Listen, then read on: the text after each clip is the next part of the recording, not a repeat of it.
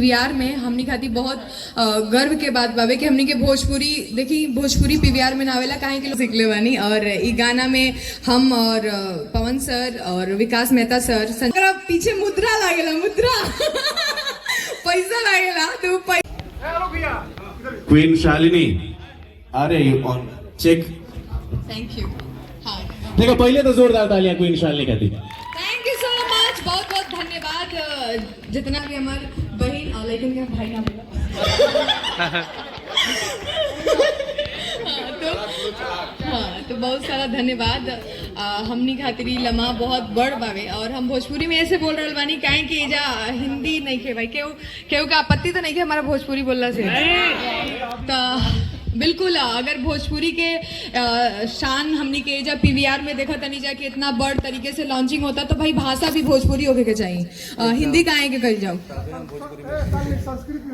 संस्कृत हाँ तन की तरह बाद रिंकू सर आई है ना और संस्कृत में बताइए ना तो रब्बा सबके बहुत सारा आभार। बहुत अच्छा अच्छा क्रिएटर हमारे बहन और हमारे दोस्त सब जना आयल बनन जा और हमार इतना बड़ गाना यहाँ हो रहा बावे रिलीज पीवीआर में हमनी खाती बहुत गर्व के बात बावे कि हमनी के भोजपुरी देखी भोजपुरी पीवीआर में नावेला काहे के लोग कहला बलगर बा हैसन बा वैसन बा ठीक बा फिल्म तो ना लेकिन गाना से हमनी के शुरुआत कैले बानी जा ग्लोबल म्यूजिक जंक्शन और ये वादा बा कि ग्लोबल म्यूजिक जंक्शन पीवीआर में फिल्मों लेके आई। देखा ये कॉन्फिडेंस चाहिए एकरा एक और जरा कॉन्फिडेंस के सिर हम इनकरे से सीखले बानी हमारा और हाँ गुलाम सर से सीखले बानी और ई गाना में हम और पवन सर और विकास मेहता सर संजय वर्मा सर दिख रहे बन जाए स्क्रीन पे और इनमें मेहनत बावे प्रियांशु जी के म्यूजिक देले बाड़न और प्रिंस प्रियदर्शी भैया के लिखल बावे गाना और बहुत जना के नाम बावे और ये जो वीडियो के देखने जाए इतना बड़ वीडियो भेल बा एकर पूरा श्रेय विभांशु सर के जा रहा बा और ये जो वीडियो बनल बा इतना बड़ ना ओकरा पीछे मुद्रा लागेला मुद्रा पैसा लागेला तो पैसा हमनी राजकुमार सर दिले बाड़न बहुत बहुत धन्यवाद। पता सबसे बढ़िया का लगे क्वीन शालिनी में एकदम क्लीन एंड क्लियर।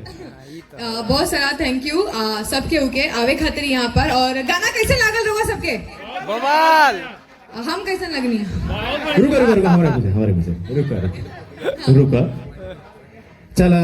हम तो यह कब कि तू बड़ा खूबसूरत लगा तू जल्दी से बताओ एक बार समय एकदम कम बा कि तुम्हारी खूबसूरती के राज का बा। हमरा खूबसूरती के राज बा हमारे मेकअप आर्टिस्ट के नाम राजा राज भाई तू कमाल कर दिला राज भाई का दी एक बार जोरदार ताली बजा। थैंक यू सबके उके फिर से हमनी के जे मिलब जा। Thank you Shalini. तो नेक्स्ट फाइनली दोस्तों बने रहिए देसी न्यूज़ पे पहली बार देख रहे हैं चैनल को सब्सक्राइब करिए फॉलो करिए और गाना काला ऑडियो